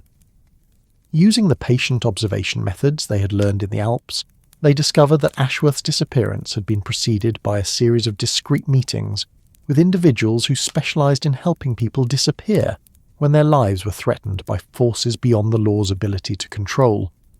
Like the Swiss family aboard the Alpine Express, Ashworth had arranged his own vanishing as a form of protection rather than as an escape from responsibility. The locked study, they learned, was connected to a series of service passages that had been installed during the mansion's construction, allowing discreet movement between rooms without using the main corridors. Ashworth had used these passages to reach a basement exit that connected to London's extensive sewer system, providing a hidden route to safety that left no trace for potential enemies to follow. "It's remarkable," Watson observed, as they pieced together the details of Ashworth's escape. "How often we encounter people whose survival depends on their ability to disappear completely, and how creative human beings can be when their lives depend on finding ways to become invisible." Holmes nodded thoughtfully, his grey eyes reflecting the gaslight with the intensity that marked his deepest contemplations. "Our Alpine experience taught us to recognise the signs of voluntary disappearance, Watson, but it also taught us to respect the courage required to abandon one's entire identity in order to preserve one's life. Not everyone who vanishes is running from justice. Some are running toward survival. Rather than exposing Ashworth's methods or revealing his location to authorities who might inadvertently compromise his safety, Holmes and Watson provided his family with the reassurance that he was alive and safe, while leaving the details of his escape undisclosed. It was a decision that reflected the wisdom they had gained during their Alpine journey, the understanding that sometimes the greatest service they could provide was the gift of respectful silence. These cases and others like them established a new reputation for the detective partnership, one that attracted clients whose problems required not just investigative skill, but genuine understanding of human complexity. Their waiting room began to see visitors who came not because they wanted criminals caught or puzzles solved, but because they needed help navigating situations where traditional approaches might cause more harm than good. The transformation in their practice was reflected in the physical changes they made to their Baker Street lodgings. The sitting room that had once been arranged primarily for the dramatic confrontations that marked the resolution of their cases was gradually reconfigured to encourage the kind of thoughtful conversation that facilitated understanding rather than conflict. Comfortable chairs were positioned to create intimate conversation areas rather than formal interview settings.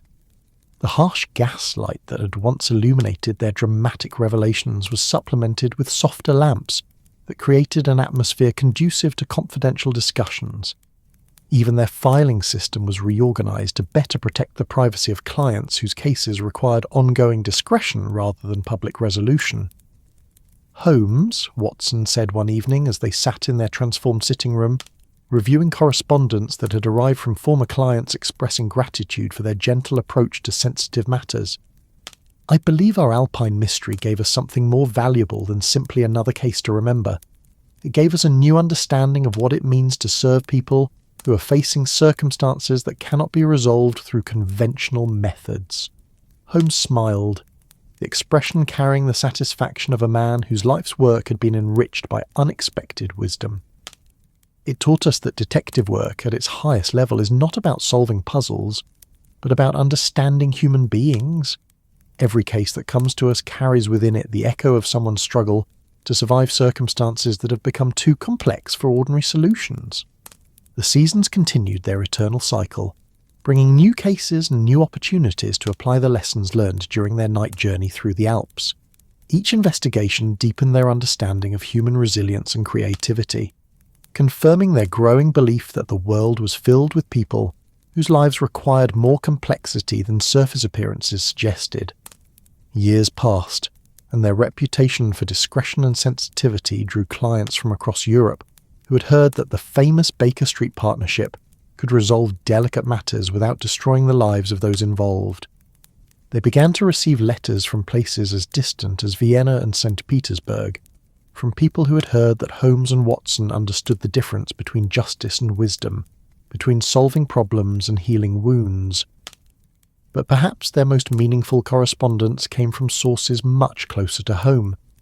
Mrs. Hudson began to notice that former clients often sent letters expressing gratitude not just for cases solved, but for lives preserved, relationships healed, and dignity maintained during circumstances that might otherwise have led to public scandal or personal destruction.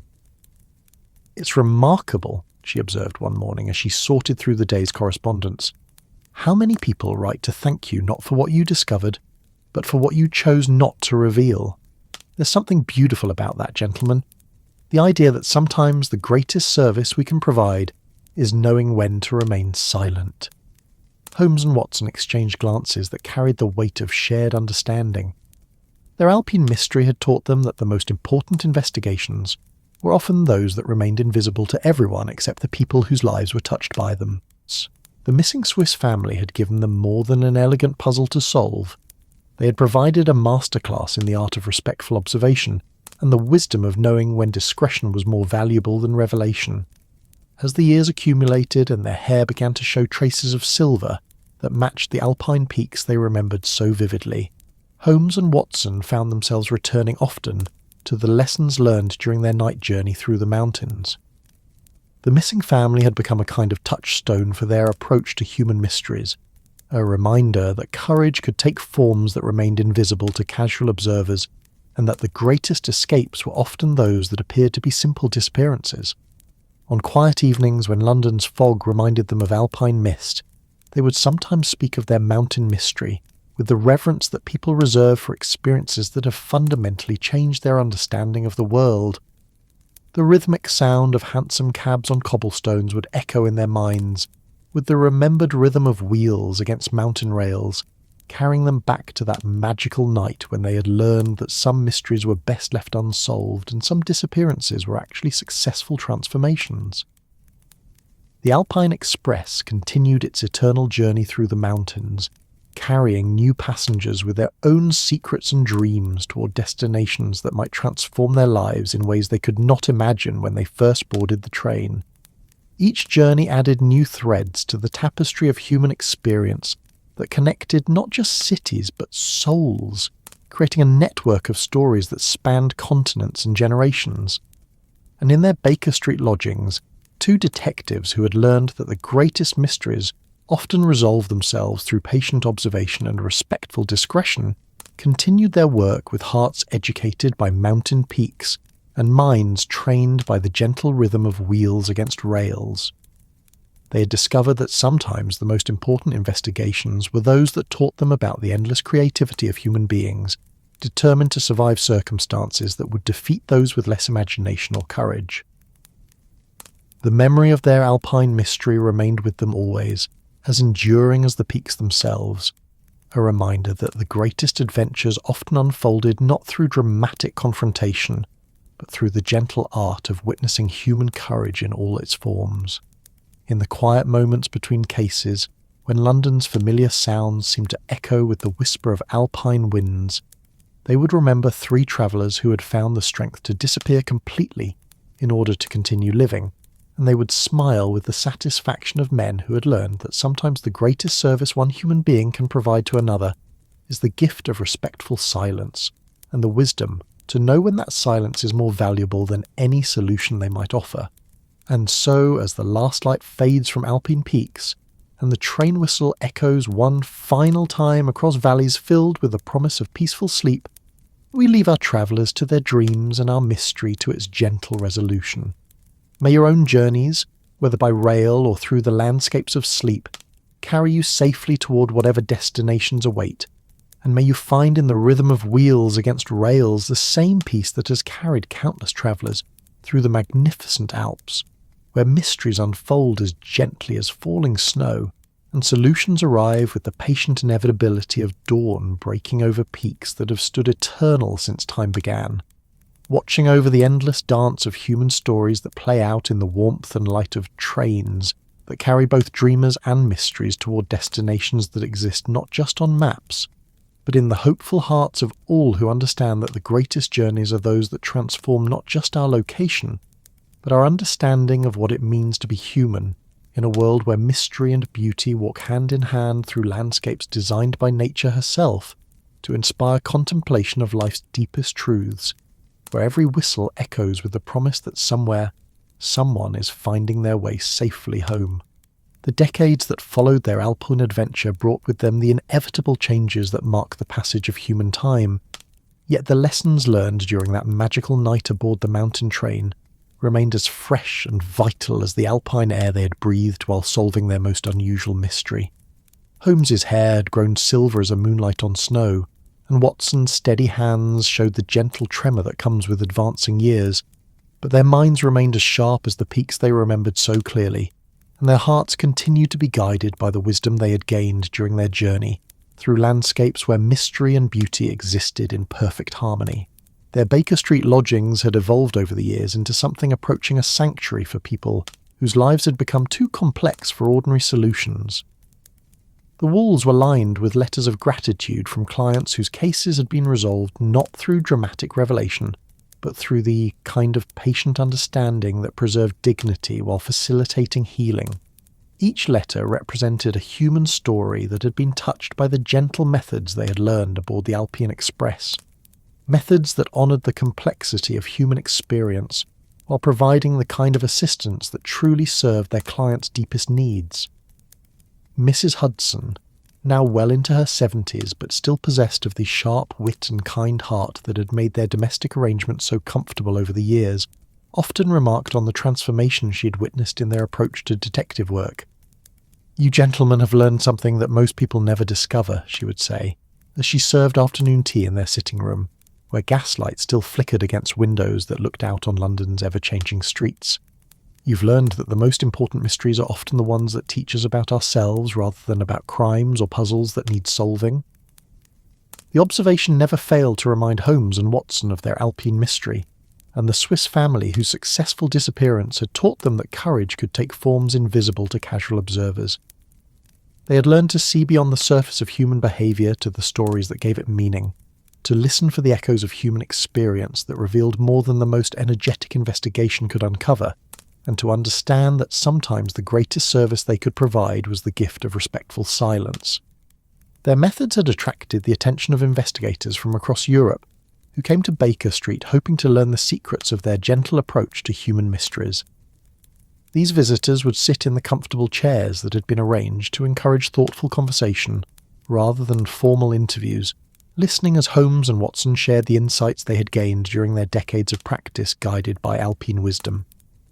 "The key," Holmes would explain to these eager students, "is to remember that every case that comes to us carries within it the echo of someone's struggle to survive circumstances that have become too complex for ordinary solutions. Our role is not to impose our will upon these circumstances, but to create space for understanding to develop naturally, like dawn breaking over mountain peaks that reveal their secrets gradually, rather than all at once." Watson would add his medical perspective to these discussions, drawing on his training to help visitors understand that healing often required patience rather than immediate intervention. "We have learned that the most important questions are often not who or what or when, but why. And sometimes the answer to why requires more time and gentleness than we might initially think necessary. The human heart has its own rhythm, like the rhythm of wheels against rails, and we must learn to synchronize our efforts with that deeper cadence."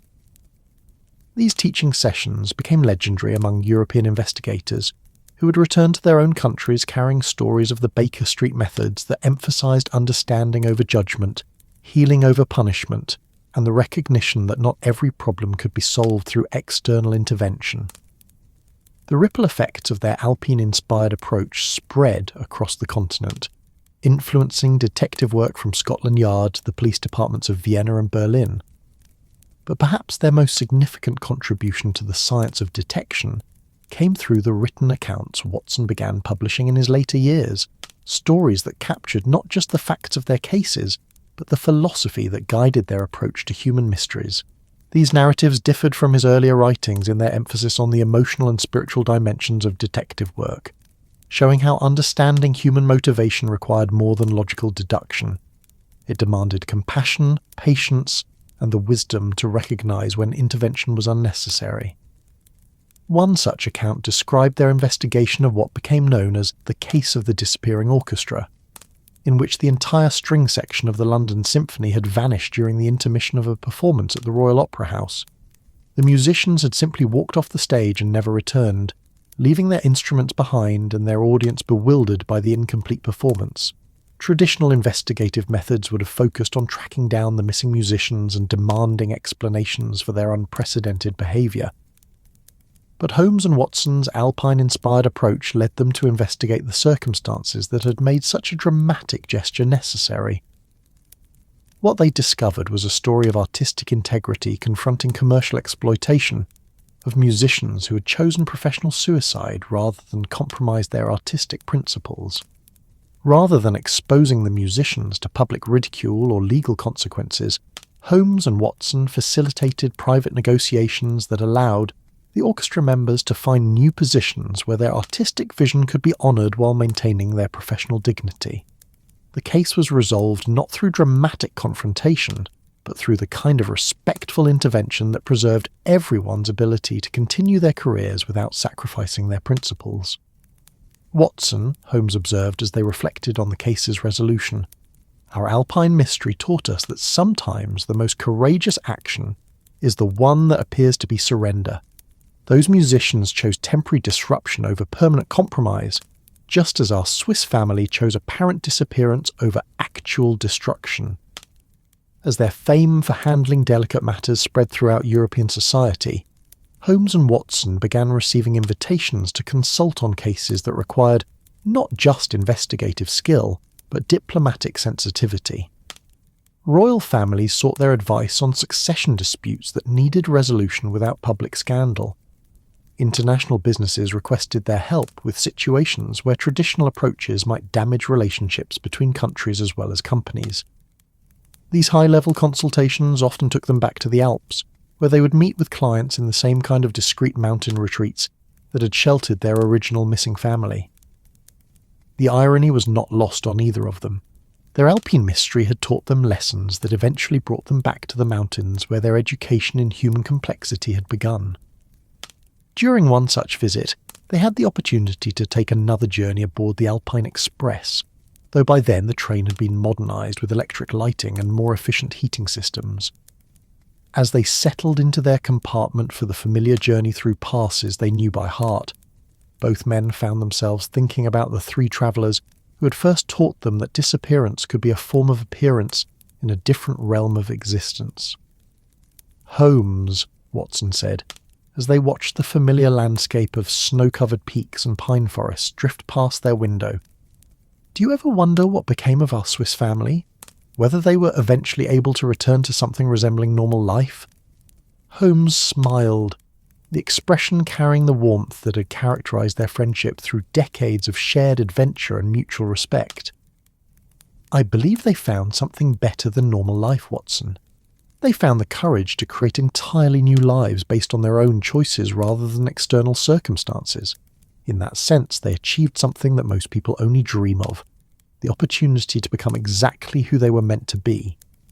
The train's whistle echoed across the valleys as they approached the same stretch of track where their original mystery had unfolded, and both men found themselves listening to that familiar sound with ears educated by decades of experience applying Alpine wisdom to human problems.